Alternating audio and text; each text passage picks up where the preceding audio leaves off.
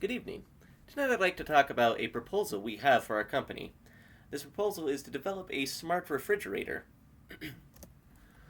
Over the past 100 years, the design of our refrigerators has changed only slightly.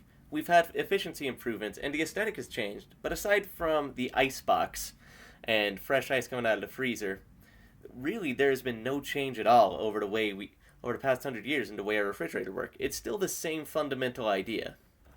That all is starting to change, though. More and more often, companies are releasing smart refrigerators. These refrigerators have all sorts of functionality, from being able to view cameras to see what's inside your fridge, whether directly on the door or from a mobile app on your phone, to having digital photo frames to replace magnets in pictures, even to having cookbooks built in, where you look at the door of your fridge to see what you want to be cooking tonight. We feel that we need to develop this project ourselves so that we don't fall behind our competitors. If we act now, we can go leap into the lead and not have to play catch up. To meet these requirements, our component makers have to meet strict deadlines so that we're not stuck waiting for them. We also need to meet the deadlines we set for ourselves so that our project doesn't take too long.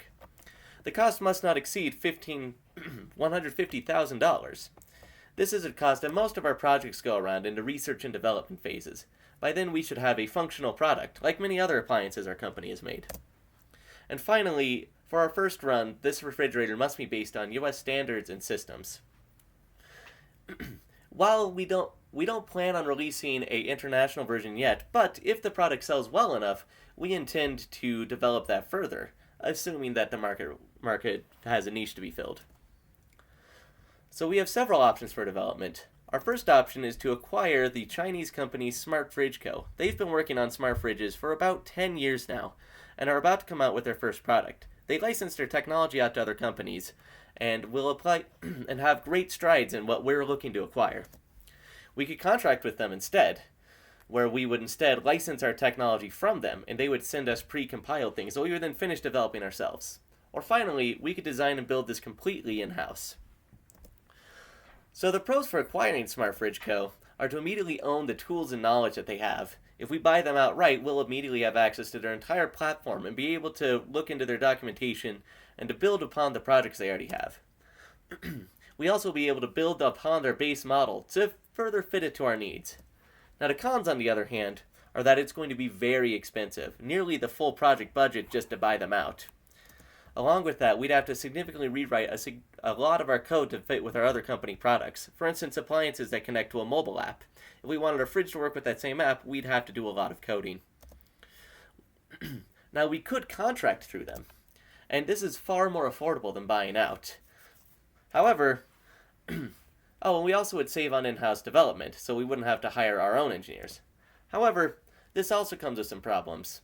We have to rely on their model that they send to us and develop it from there. And since they use this model for several other companies, we wouldn't be standing out very much from what other companies could offer. Along with that, when you work with other companies, there's always a risk of having our intellectual property stolen, whether this be code for our app or designs for future improvements upon the refrigerator or maybe even other products entirely. The final option we have is to develop our product in-house. The pros of that is that we can build it entirely from the ground up, just exactly how we like it. It's also expandable, so we could further develop another fridge or add an attachment to it. We'd be able to use the code to interface with other products, so the app could tell the user both about what's in their fridge, but also, for instance, if the washing machine is finished. Now, the cons of building in-house is that we're going to have to figure it all out by ourselves. If something goes wrong, it is directly on us to figure out how to fix it. But I believe that we can do it. And our group has decided that the best recommendation is to design and build this ourselves. There are four major areas of development that we'd have to look into. The thermal sensors and figuring out where to place those. The camera array and where to place those inside of the refrigerator to get the best picture and to see nearly everything that's inside of there. The graphical user interface, so that the user doesn't get frustrated with the refrigerator they purchased. And finally, notifications and connectivity, so that the refrigerator can have outside functionality as well. For instance, sending notifications to the user's phone if the door has been left open. So the thermal sensors are very inexpensive. The NXP SO8 thermal chip is only 8 cents per each unit. These units are very precise, and because they're so inexpensive, we can place them in multiple parts of the refrigerator to make sure that everywhere is working smoothly as intended. The cameras are temperature agnostic, the ones that we found. They can range anywhere from negative 20 degrees all the way up to 100, and Celsius, that is. And if it goes up to there, I think we're going to have some other problems with the refrigerator. They're also very inexpensive, down to 50 cents each. The graphical user interface would rely on a touchscreen with a with a touch interface with a touch interface as well. This touchscreen can be bundled together, or we can have the display and receptors purchased separately. If we bundle them together, it would cost about $200.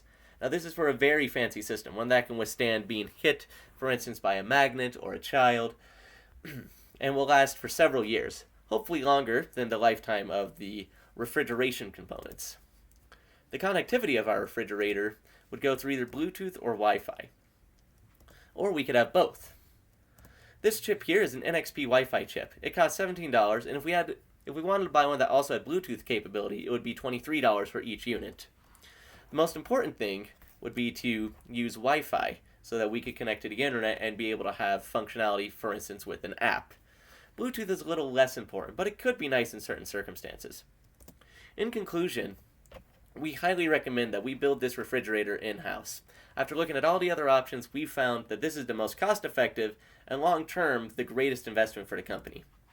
It would be able to add to our portfolio of products, so it'll work along with our washing machines, our dryers, our dishwashers, to create a single ecosystem that the user can enjoy fully. It will earn our engineers great experience and will show us will give us education in what we can acquire and what we can do with our company.